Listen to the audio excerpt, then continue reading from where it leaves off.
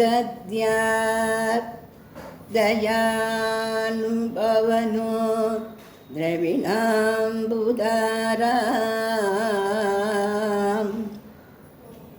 दद्यात् दयानुभवनो द्रविणाम्बुदाराम्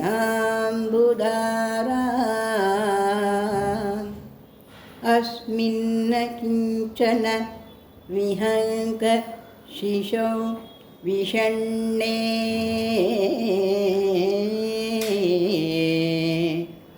दुष्कर्मघर्ममपनीय चिराय दूरं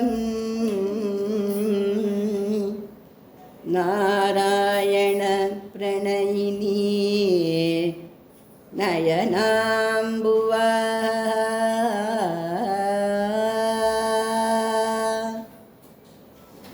दद्यात् दयानुभवनो द्रविणाम्बुदाराम्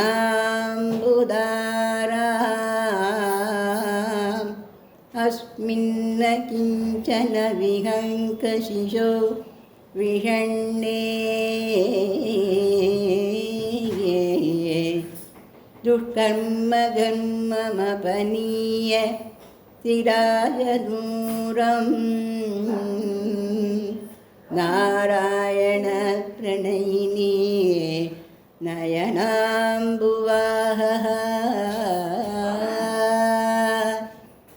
गीर्देवदेति गरुडध्वजसुन्दरीति शाकम्भरीति शशिशेखर वल्लभेति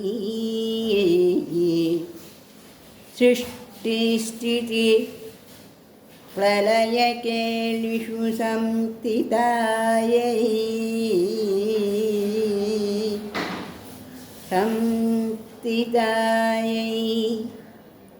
प्रलयकेलिषु संस्थितायै सृष्टिस्थिति प्रलयकेलिषु संस्थितायै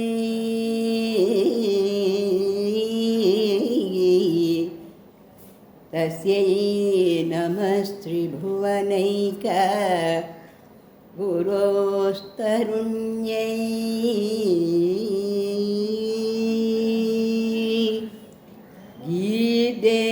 गीर्देवदेति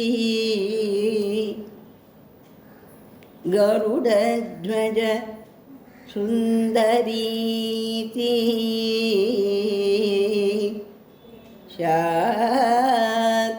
शाकम्भरीति शशिशेखर वल्लभेति सृष्टिस्थिति प्रलयकेलिषु संस्थितायै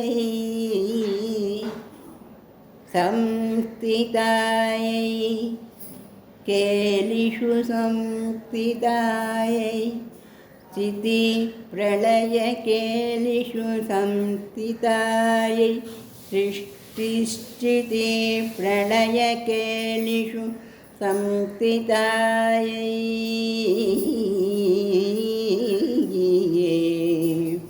तस्यै नमस्त्रिभुवनैक गुरोस्तरुण्यै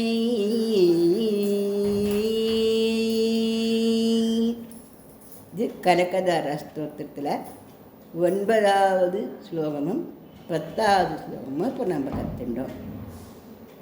இந்த கனகதார ஸ்தோத்திரம் எல்லாரும் கற்றுண்டு பாடினா நிறைய நமக்கு பணம், காசு, செல்வம், மன அமைதி, மக்கட்பேறு, உத்தியோக லாபம் இப்படி எல்லாமே இந்த ஸ்ரீ மகாலட்சுமியுடைய பரிபூர்ண கட்டாட்சத்தினால் கிடைக்குங்கிறதுனால இந்த பதிவில் நான் இந்த ஸ்லோகங்களை கற்றுக் கொடுத்துட்டுவேன்.